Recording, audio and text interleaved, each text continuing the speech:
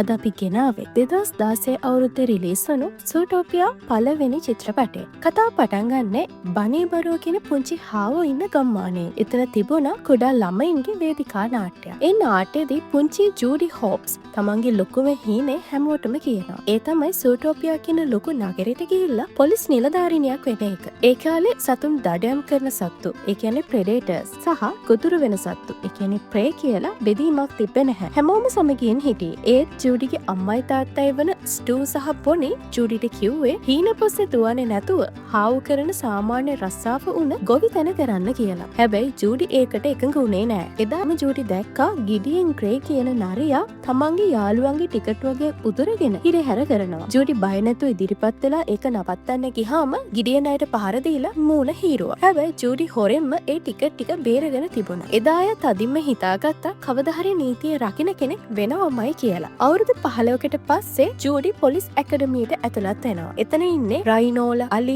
වලස්සු වගේ හුඟක් ලොකු සත්තු. හාවෙක් විදිහට ජූඩිට ඒ පුහුණුවීම හරිම අමාරු වුණා. මඩේ වැටෙමින්, තාප්පවලින් වැටෙමින් ඇය හුඟක් අසාර්ථක වුණා. හැබැයි එයා අත්හැරියේ නැහැ. තමන්ගේ වේගයයි බුද්ධියයි පාවිච්චි කරලා එයා ඇකඩමියේ අනිත් හැමෝටම වඩා දක්ෂ විදිහට පුහුණුව අවසන් කළා. නගරාධිපති ලයන් හාර්ට් අතින් පදක්කමක් අරගෙන එයා සූටෝපියාවේ ප්‍රධාන පොලිස් මධ්‍යස්ථානයේ, ඒ කියන්නේ EZPD එකට අනුයුක්ත වුණා. එයා දුම්රින් සූටෝපියාවට යන ගමන හරිම ලස්සනයි. හිමෙන් වැසුණු ටුන්ඩ්‍රා ටවුන්, වැසි වනාන්තර සහිත රේන් ෆොරස්ට් වගේ විවිධ දේශගුණික කලාප පසු කරලා ඇය මේ ලොකු නගරයට ආවා. එයා නවතැන් ගත්තේ පොඩි කාමරයක. පළවෙනි දවසේම උදේ හයියෙන් සද්ද දාන අසල්වැසියන් හින්දා ඇයට කරදර වුණා. එයා ලොකු බලාපොරොත්තුවකින් පොලිස් මූලස්ථානයට ගියා. එතනදී එයාට හම්බ වුණා ක්ලෝවසර් කියන කාරුණික දිවියා. එයා හරිම මිත්‍රශීලී වුණාට පොලිස් ප්‍රධානී බෝගෝ එහෙම උනේ නැහැ. බෝගෝට ඕන උනේ නැහැ පොඩි හාවෙක්ව පොලිසියට ගන්න. ඒ වෙද්දි නගරේ ප්‍රධාන පෙළේ මාංශභක්ෂක සත්තු 14 දෙනෙක් අභිරහස් විදියට අතුරුදහන් වෙලා තිබුණා. බෝගෝ ඒ හැම කේස් එකක්ම ලොකු සත්තුන්ට බාර දීලා ජූඩිට පැවරුවේ රථ වාහන දඩකොළ ලියන වැඩි. ජූඩි ඒකෙන් අදායරමත් වෙන්නේ නැතුව දවසට දඩකොළ 100ක් ගහනවා වෙනුවට 200ක් ගහනවා කියලා තීරණය කළා. රාජකාරිය කරන අතරතුර ජූඩිට මුණ ගැහෙනවා සැක සහිත නරියෙක්. එයාගේ නම තමයි නික් වයිල්. නික් අයිස්ක්‍රීම් කඩේකට ගිහිල්ලා තමන්ගේ පුතාට කියලා ලොකු අයිස්ක්‍රීම් එකක් ඉල්ලනවා. කඩේ අයිති අලියා නරියෙක් හින්දා අයිස්ක්‍රීම් දෙන්න බෑ කියද්දි ජූඩි මැදිහත් වෙලා නීතිය මතක් කරලා දීලා නික්ට උදව් කරනවා. නික්ට සල්ලි මදි වුණාම ජූඩි තමන්ගේ අතින් සල්ලිත් ගෙවනවා. හැබැයි පස්සේ ජූඩි දකිනවා මේ නික් කියන්නේ හිතන තරම් හොඳ කෙනෙක් නෙවෙයි කියලා. නික් ඒ ලොකු අයිස්ක්‍රීම් එක දිය කරලා ඒකෙන් පොඩි අයිස්ක්‍රීම් 100 ගාණක් හදලා ලෙම්මින් සතුන්ට විකුණනවා. අන්තිමට ඒ කූරු ටිකත් ලී විදිහට විකුණනවා. ජූඩි නික්ව අල්ලන්න ගියාම නික් හරිම කපට විදිහට නීතියෙන් බේරෙනවා. ඔයාට ඕන දෙයක් වෙන්න පුළුවන් කියලා හිතුවට ඔයා නිකන් හාවෙක් විතරයි කියලා නික් ජූඩිට සමච්චල් කරනවා. ජූඩි දුකෙන් හිටියත් ඊළඟ දවසේ ආ ලොකු අවස්ථාවක් ලබා ගන්නවා. ඔවර්ටන් මහත්මිය පොලිසියට ඇවිත් අඬනවා තමන්ගේ අතුරුදන් වුණු සැමියව හොයලා දෙන්න කියලා. බෝගෝ එක ගණන් ගන්නේ නැති වෙද්දි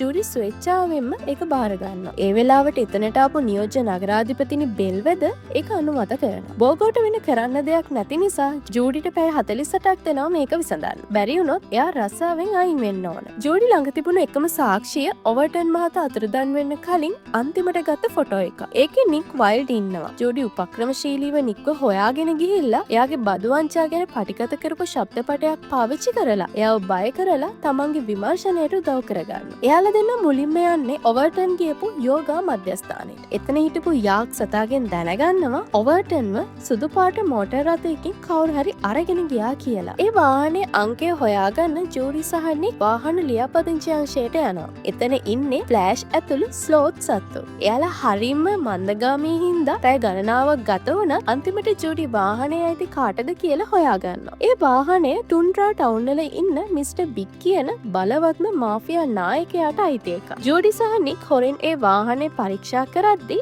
ඒක ඇතුලේ ඔවර්ටන්ගේ සලකුණු සහ ලොකු සීරීම් පාරවල් දකිනවා. ඒ වෙලාවෙම මිස්ටර් බිග්ගේ රැකවලුන් වුණ ද්‍රවවලස්සු ඇවිල්ලා නික්වයි ජූඩිව අල්ලගෙන මිස්ටර් බිග් ගාවට අරන් යනවා. මිස්ටර් බිග් කියන්නේ ඇත්තටම ජූඩි මීසතේ. නික් කලින් මිස්ටර් බිග්ව රවට්ටලා තිබුණ හින්දා මිස්ටර් බිග් ලෑස්ති උනේ ජූඩිවයි නික්වයි අයිස් අතර ගිල්ලලා මරන්න. හැබැයි ඒ වෙලාවේ මිස්ටර් බිග්ගේ දුව එතනට එනවා. ජූඩි කලින් දවසක ඇයව අනතුරකින් බේරගත්ත හින්දා මිස්ටර් බිග් ජූඩිට උදව් කරන්න තීරණය කරනවා. ඔහු කියනවා ඔවර්ටන් මහතා හිටි හැටියෙම වියරු වැටිලා තමන්ගේ රියදුරාට පහර දීලා පැනලා ගියා කියලා. ජූඩි සහ නික් දැන් යන්නේ ඒ රියදුරා වුණ මැනර් මැනස් කියන කළු දිවියව හම්බ වෙන්න. ඔවුන් මැනස්ව හම්බුනාම ඔහු කියනවා ඔවර්ටන් මහතා නයිට් හවුලර්ස් ගැන කෑ ගැහුවා කියලා. හැබැයි ජූඩිල බලාගෙන ඉද්දිම මැනස් එකපාරටම දරුණු වෙලා වනචාරී සතෙක් වගේ ජූඩිටයි නික්ටයි පහර දෙන්න පටන් ගන්නවා. ජූඩි අමාරුවේ නික්ව බේරගෙන පොලිසියට කෝල් කළා. බෝගෝ ඇතුළු කණ්ඩායම එද්දි මැනස් අතුරුදහන් වෙලා. බෝගෝ හිතන්නේ ජූඩි බොරු කියනවා කියලා. ඔහු ජූඩිගේ ලාංඡනය ඉල්ලද්දි නික් මැදිහත් වෙලා බෝගොට විරුද්ධව කතා කරනවා. අපිට තව පැය 10ක් තියෙනවා මේක විසඳන්න කියලා නික් ජූඩිවත් අරන් එතනින් එනවා. එතනදී නික් තමන්ගේ අතීතය ගැන ජූඩිට කියනවා. නික් කුඩා කාලේදී නරයෙක් වුණ හින්දා එදා ඉඳන් ඔහු ලෝකයක් දකින විදිහේ අපිට නරයෙක් වුණ හැටි කියද්දි ජූඩිට නික් ගැන අනුකම්පාවක් හිතෙනවා. ඒ දෙන දැන් හොඳ යාළුවෝ වෙලා මේ අභිරහස විසඳන්න පිටත් වෙනවා. ජූඩි සහ නික් දැන් ඉන්නේ ඉතාමත් තීරණාත්මක මොහොතක. නික්ගේ අතීත කතාව ඇහුවට පස්සේ ජූඩි තේරුම් ගන්නවා සමාජයේ සත්ව දිහා බලන විදිහ එයාලගේ ජීවිතවලට කොයිතරම් බලපානවද කියලා. එයාලට දැන් තියෙන්නේ පැය කිහිපයක් විතරයි. ජූඩි නියෝජ්‍ය නගරාධිපතිනි බෙල්වදර්ගේ උදව්වෙන් නගරයේ රහස් කැමරා පද්ධතිය පරීක්ෂා කරනවා. එහිදී ඔවුන් දකිනවා මැනස් කියන දිවියව කළු පැහැති වෑන් එකකින් පිරිසක් පැහැරගෙන යන විදිහ. ඒ වෑන් එක පිටිපස හඹා යන ජූඩි සහ නික් නගරෙන් පිටත තිබෙන රහසිගත රසායනාගාරයක් වගේ ස්ථානයකට ළඟා වෙනවා. ඒක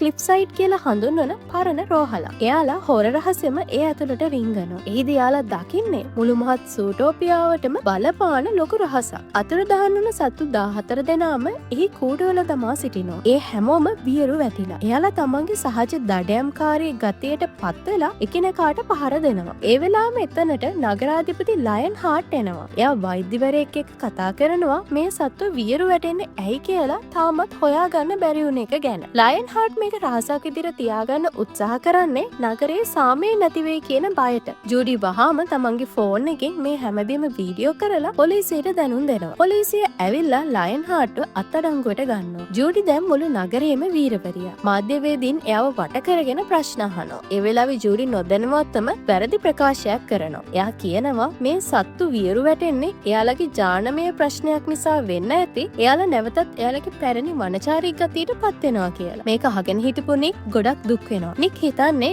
ජූඩිත් හැමෝම වගේ නරියන්ව සැක කරනවා කියලා. නික් තමන්ට ලැබුණු පොලිස් නිලධාරී අයදුම්පත ඉරලා දාලා ජූඩිව දාලා යනවා. මේ සිදුවීමෙන් පස්සේ සූටෝපියාව පුරා ලොකු කලබලයක් ඇති වෙනවා. ශාක භක්ෂක සත්තු මාංශ භක්ෂක සත්තුන්ට බය වෙන්න පටන් ගන්නවා. නගරේ දෙකට බෙදෙනවා. ජූඩිට තේරෙනවා තමන් කරපු ප්‍රකාශයෙන් හින්දා නගරේ සමගිය නැති වුණා කියලා. එයා තමන්ගේ වැරද්ද පිළි අරගෙන පොලිස් ලාංඡනයේ බෝගොට පාර දීලා නැවත තමන්ගේ ගමට යනවා. ගමේදී ජූඩි තමන්ගේ අම්මයි තාත්තයි එක්ක කැරට් විකුණමින් ඉන්නකොට එයාට පොඩි කාලේ හිරිහැර කරපු ගිඩියන් ග්‍රේව හම්බ වෙනවා. ගිඩියන් දැන් ගොඩක් හොඳ කෙනෙක්. එයා ජූඩිට කියනවා නයිට් හවුලර්ස් කියලා කියන්නේ සත්තු වියරු කරන මල් වර්ගයක් කියලා. ජූඩිට එකපාරට මතක් වෙනවා අතුරුදහන් වුණු සත්තු කෑ ගැහුවේ මේ මල් ගැන කියලා. එයා වහාම සූටෝපියාවට දුවගෙන ඇවිල්ලා නික්ව හොයා ගන්නවා. එයා නික් ඉදිරියේ හඬමින් තමන්ගේ වැරැද්දට සමාව ඉල්ලනවා. නික් එයාට සමාව දීලා දෙන්න එකතු වෙලා සැබෑ කුමන්ත්‍රණය හොයාගෙන යනවා. එයාලා හොයා ගන්නවා පරණ දුම්රිය මැදිරියක් ඇතුලේ ඩක් කියලා බැටළුවෙක් මේ නයිට් හවුලර්ස් මල් වලින් නිල් පාට විෂ උණ්ඩ හදනවා කියලා. මේ විෂ උණ්ඩ තුවක්කුවකින් මාංශ භක්ෂක සතුන්ට විද්දමයි එයාලා බීරු වැටෙන්නේ. ජූඩි සහ නික් ඒ සාක්ෂි අරගෙන පලා යනවා. නමුත් අතරමඟදී එයාලව අල්ලගන්නවා නව නගරාධිපතිනි බෙල්වෙදර් විසින්. ඇත්තටම මේ හැමදේම පිටුපස හිටියේ එයා. එයාට ඕන උනේ මාංශ භක්ෂකයන්ව දරුණු සත්තු විදිහට පෙන්නලා නගරයේ බහුතරය වන ශාක භක්ෂකයන්ගේ බලය තහවුරු කරගන්න. බෙල්වෙදර් නික්ට ඒ විෂ උණ්ඩෙන් විදිනවා. නික් වියරු වැටිලා ජූඩිව මරන්න යනවා වගේ රඟපානවා. බෙල්වෙදර් ඒක බලලා සතුටු වෙලා තමන්ගේ මුළු සැලසුමම කියවනවා. හැබැයි ජූඩි සහ නික් කලින්ම ඒ උණ්ඩේ වෙනුවට බ්ලූබෙරි ගෙඩියක් දාලා බෙල්වෙදර්ව රැවට්ටුවා. ජූඩි ඇයි කියපු හැමදේම තමන්ගේ කැරටලයක් වගේ තියෙන රෙකෝඩරෙන් පටිගත කරගන්නවා. පොලිසිය ඇවිල්ලා බෙල්වෙදර්ව අත්අඩංගුවට ගන්නවා. අවසානයේදී වියරු වැටුණු සත්තුන්ට බෙහෙත් හොයා ගන්නවා. නගරයේ සාමය නැවත ස්ථාපිත වෙනවා. නික් වයිල්ඩ් සූටෝපියාවේ පළමු නරි පොලිස් නිලධාරියා විදිහට